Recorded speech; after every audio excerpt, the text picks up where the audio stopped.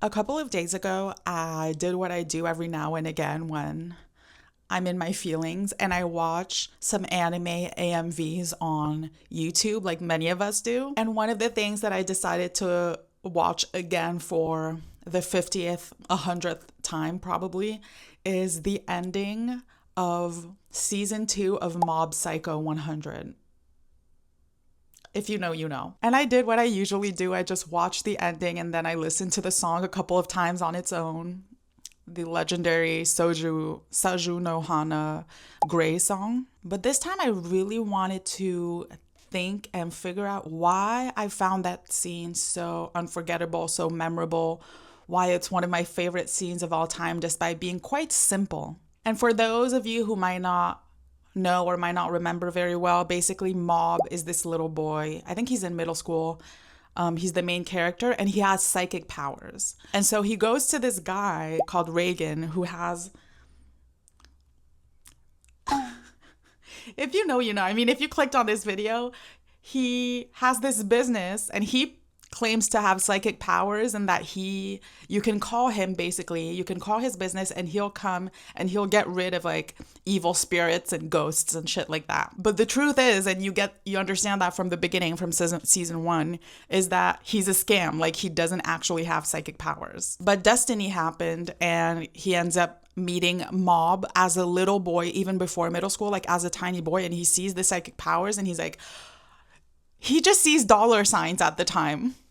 And he tells Mob, I am going to be your mentor. And Mob, who really very much needed and wanted a mentor, agrees. And so they form this close relationship. Season 1 is all about getting to know the characters. It's really about contextualizing. It's amazing. I remember my brother watches a lot of anime and he hadn't watched that one. And we watched it together when he came to visit me one year.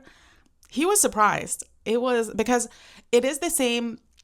I love One Punch Man, right?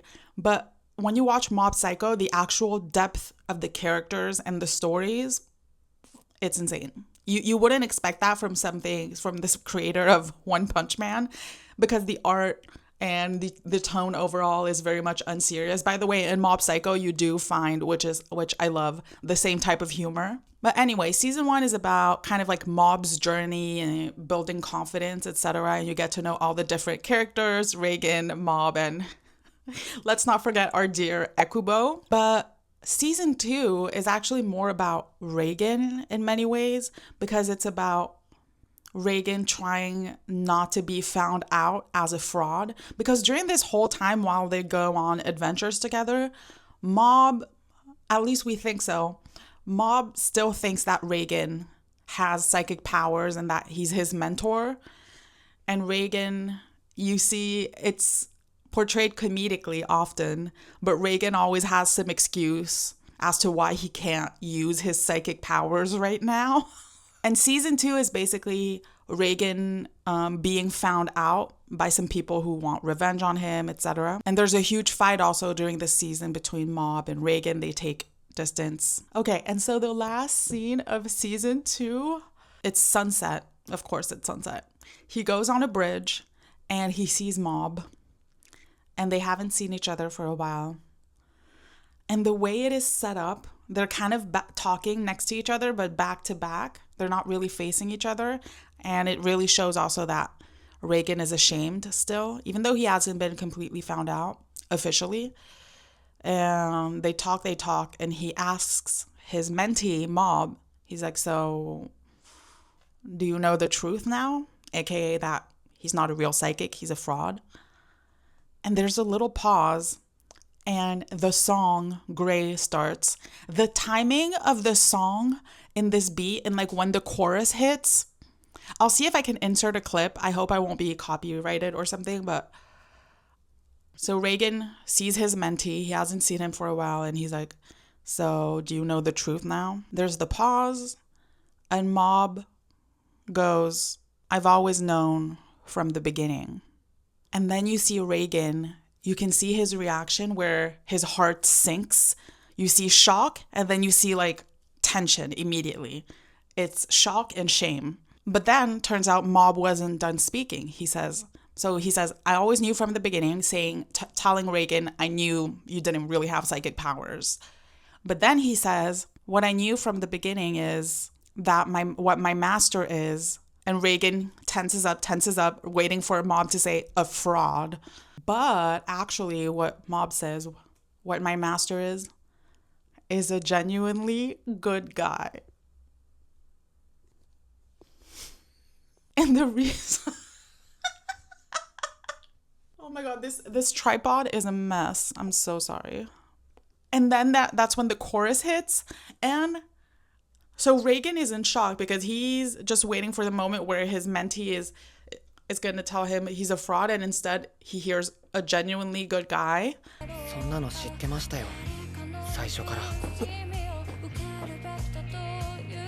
僕の師匠の正体は。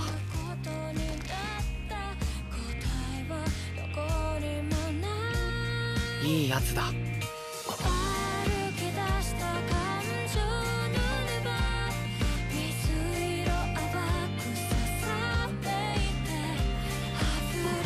I don't know who directed that scene in particular. They deserve some sort of award because that was artistry, the sound, the montage, the timing, everything. But the reason why I wanted to make this video is because I really thought about it this time. I was like, why is this such a good scene also? I think it's because we can relate to it so deeply, both as Mob and as Reigen. I can't get emotional. I think it's like, when I watch this, it feels like a secret love letter to all the people I love.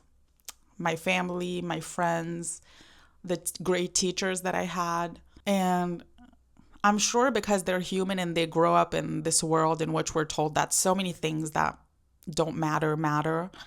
I'm sure that at some point they have felt like they weren't worthy of my love or anyone other else's love because they felt like they weren't smart enough, good looking enough, successful enough, etc., etc. And when I watch this scene, it's basically like I feel like I can think about them thinking that, and me being Mob and being like, but you don't understand, none of that matters. None of that matters. And similarly, me as Reigen, like how many times have I felt the same thing when I was in the presence of people that I love and just feeling like I don't deserve that love or that praise or anything because I'm feeling insecure about my achievements and where I am professionally at my age and my finances and my success and my looks, etc., etc.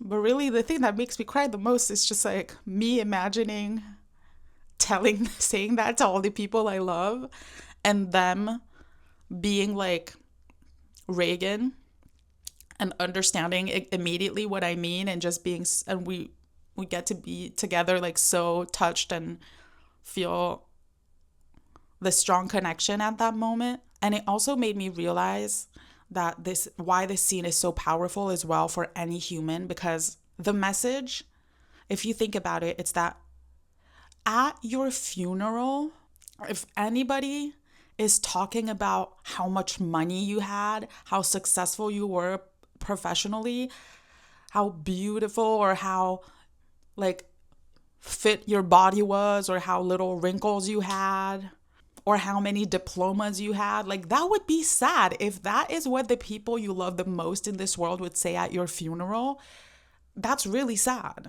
But also it was very heartwarming because it was this little boy. It's always very powerful when you see the young one and a child speaking such a raw truth and having such wisdom, just saying a very simple sentence that is just imbued with a universal truth, one of the deepest truths of life, and seeing the adult just wake up and be like, oh fuck, just realizing, because that happens so many times in adulthood. You just get lost in the train of things and in the race of life and you just get lost in all these things that don't matter.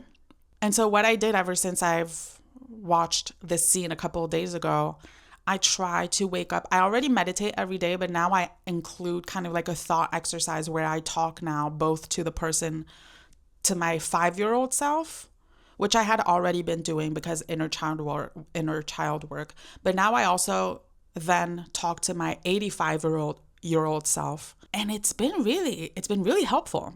It gives me a lot of perspective, and it helps me make decisions a lot quicker, and I feel good about much better about my decisions, and I know that they're driven by a lot more truth and wisdom. All of this to say, yeah, this is just a love letter to one of my favorite scenes in anime, and this is why, I mean, I don't need to debate and justify and convince anyone who doesn't believe.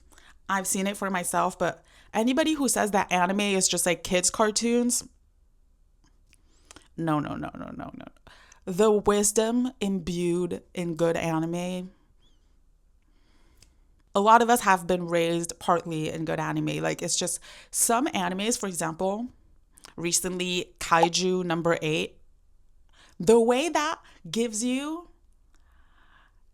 that ignites a fire within you. Maybe I'll talk in another video about that because I haven't fully caught up. But the way when I watched the first part of the first season, I was like, oh my goodness. I almost like, because the main character is so much older and has like zero special talents, and he doesn't care because he has his purpose in his heart. And so he's never slowed down, or the fact that everybody at the academy around him is so much younger and has all these special talents and powers, like, it doesn't faze him. He doesn't care.